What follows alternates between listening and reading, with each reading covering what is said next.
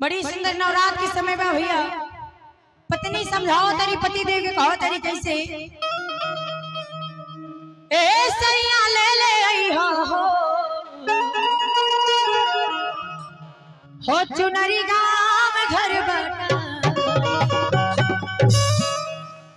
अरे थावी धाम जई हो पिया की बात ना भूलई हो पिया कि तोहरा के कही समझाई ए सैया ले आई हो चुनरी गांव घर बटा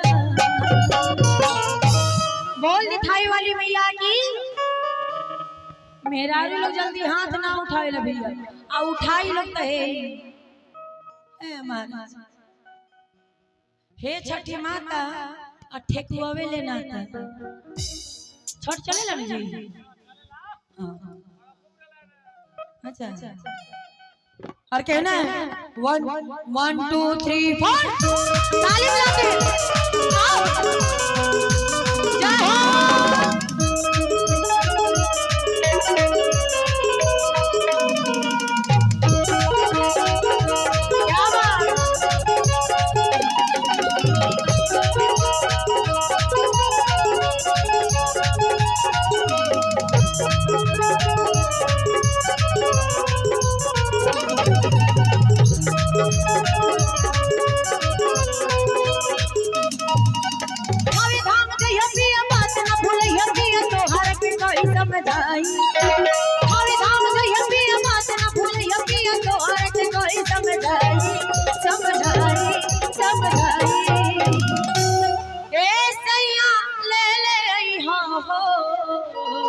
धाम पर कोई जाला तो प्रसाद लेके आवे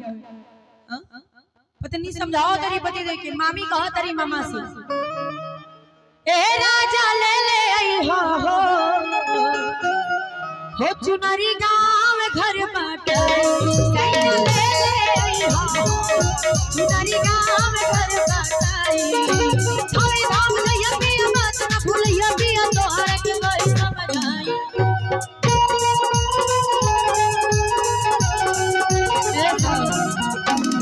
कहना है आहो थावे धाम जइया पिया बात ना भूलिया पिया तोहरा के कोई समझाई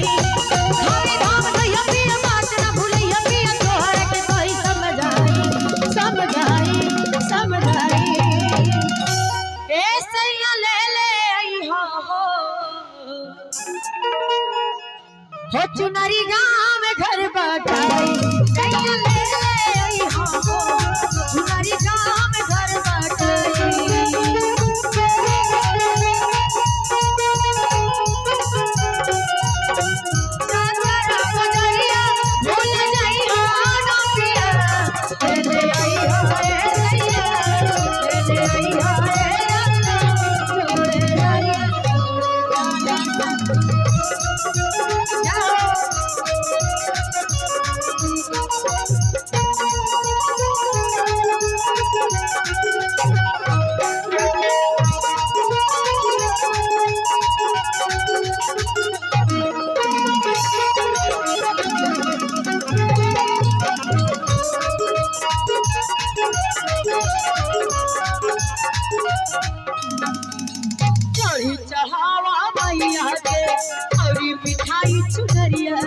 पूजा के खाली हो लाई लगइयो दुवरिया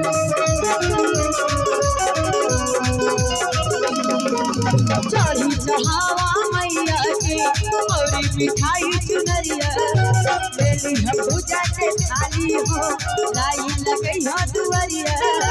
माई के मनाई दुखवा सुनाई दिया ललका चुनरिया चढ़ाई माई के मनाई दुखवा सुनाई दिया ललका चुनरिया चढ़ाई ओ चढ़ाई आ चढ़ाई ए सैया ले आई हो आ नारियल गांव घर बटाई सैया ले आई हो नारियल गांव घर बटाई खादरी आई कहे के कैसे ऐसे ना तनी छोड़ दी तनी देर लहने कहे के बा ए भाभी तनी ठुमका लगा के अरे सुन यहाँ ऑडिशन नहीं चलत भाई यहाँ क्यों कूदले लगे काम बा यहाँ क्लासिकल इधर इधर सब लोग आ जाओ एक साथ सब लोग यहाँ क्लासिकल के काम नहीं खे कि चढ़ी चढ़ावा मैया के औरी मिठाई चुनरिया ले ली हम भूजा के थाली हो लाइन लगई हो दुवरिया माई के बनाई ली हो तो सुनाई दिया लगा चुनरिया चढ़ाई माई के बनाई ली हो तो सुनाई दिया लगा चुनरिया चढ़ाई ए चढ़ाई आ चढ़ाई ए सैया ले ले यहाँ हो नारियल गाँव घर बटाई सैया ले ले हो नारियल गाँव घर बटाई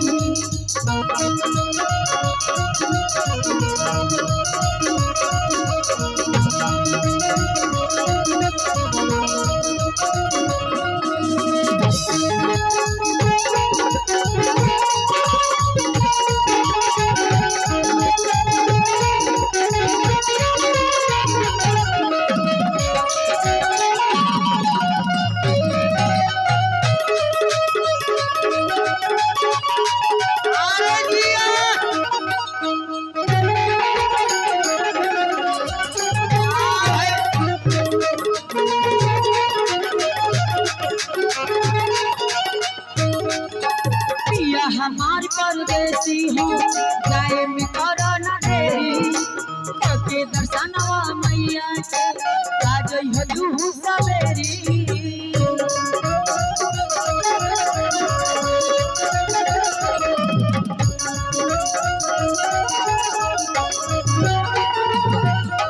पिया हमार परदेसी हो जाए में करो ना देरी के दर्शनवा मैया के जइयो तू सवेरे मेला पूरा घूम लिया दिन धई लिया हो कदर में मिठाई मेला पूरा घूम लिया दिन धई लिया हो कदर में मिठाई ए मिठाई आ मिठाई ए सैया ले ले यहाँ हो ए राजा ले ले यहाँ हो तेरा मेरा नाम बटाई राजा ले ले तुम्हारी नाम घर बटाई सैया ले ले तुम्हारी नाम घर बटाई सैया ले ले तुम्हारी नाम घर बटाई बोल दिखाई वाली मैया की जय साचे दरबार की जय।